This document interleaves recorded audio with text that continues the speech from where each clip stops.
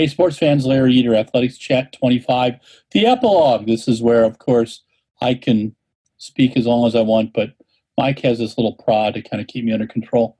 So Stuart and I, chat every week, and he's in Oxford, England, the intellectual capital of the world. Now they're under lockdown again, thanks to Boris Johnson. And this is the one that blew my mind. They can't even play golf over there. It's been banned. Can you believe it? Craziness. Okay. So first topic was the 10 male athletes of the year. Ryan Krauser, Donovan Brazier, Joshua Cheptegei. Let's see. I've got Jacob Kaplimo, Noah Lyles, Daniel Sprague, Johannes Vetter. Let's see, Karsten Warholm. And I know I'm missing somebody in there.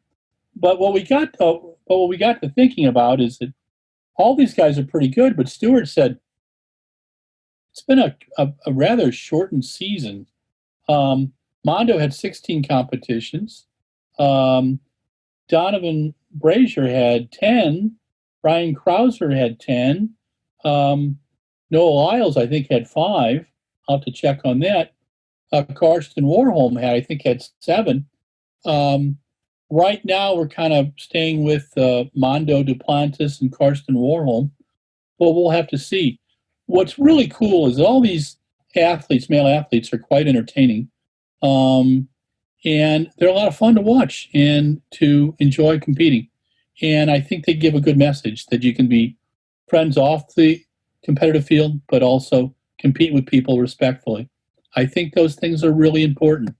Mondo is so much fun, him and Sam Kendricks and Piotr Lysick and Renaud Villeneuve, Ryan Krauser, Joe Kovacs, Donovan Brazier.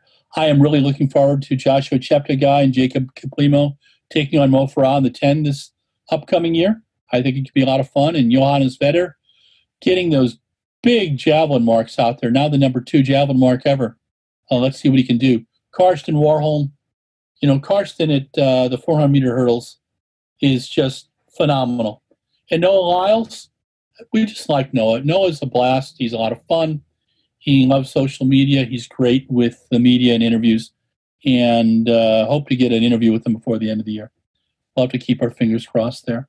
Speaking to Ryan Krauser and Sam Kendricks and Sandy Morris this week, thanks to Paul Doyle.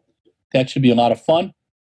And hoping to talk to Jos Hermans in the near future, too. So we'll keep our fingers crossed there. But we also chatted about Christian Coleman. It's sad, but it could have been avoided.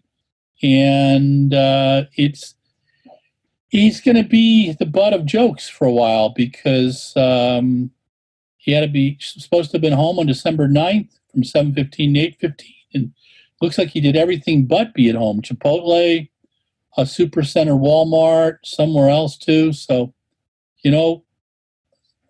so here's the lesson you learn. If you've got a whereabouts test and you say you're going to be home, be there, follow the rules so I don't have to talk about you, okay? Really, really frustrating. We're also talking about Tokyo 2021. We just don't get it. 10,000 athletes, 10,000 media. It's a petri dish, man. It's just, how do you put people close for 18 days? In a normal Olympics, people get sick. And how is they're not going to go and just spread everything around the world? I don't get it. Will the vaccines be available for everybody before they go? Who knows? And even in a great situation, 5 to 7% of those folks who get the vaccine are going to have some challenges as well. So we'll have to see how that goes. I'm not sure the Olympics. I'm being generous, and I say 50-50 whether we'll have an Olympics in 2021. I think we got 2022.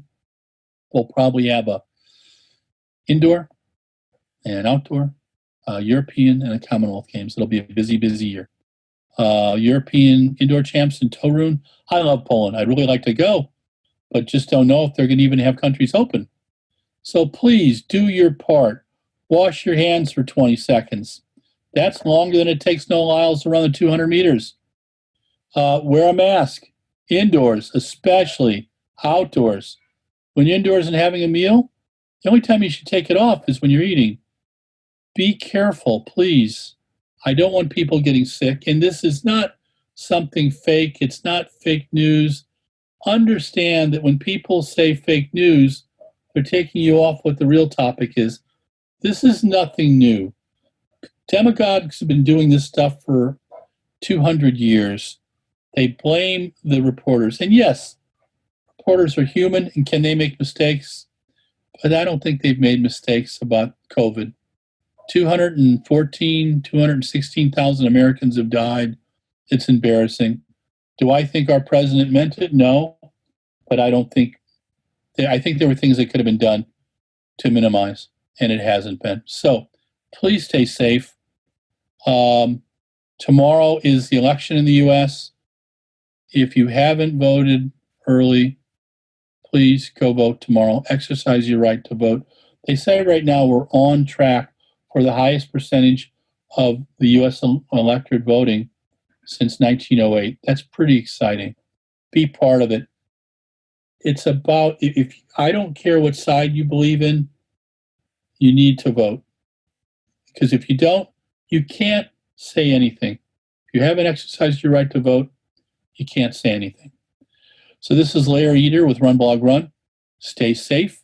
If you like us, Instagram, Facebook, Twitter. If you love us, subscribe on YouTube. Thanks to Mike Deering for putting up with me today. Thanks to Stuart Weir for putting up with me every week. And I hope you guys like my Russian hat. Yes, it's from Moscow. I got it in Moscow. More fun. I'll tell you about Moscow another time. Okay, talk to you soon.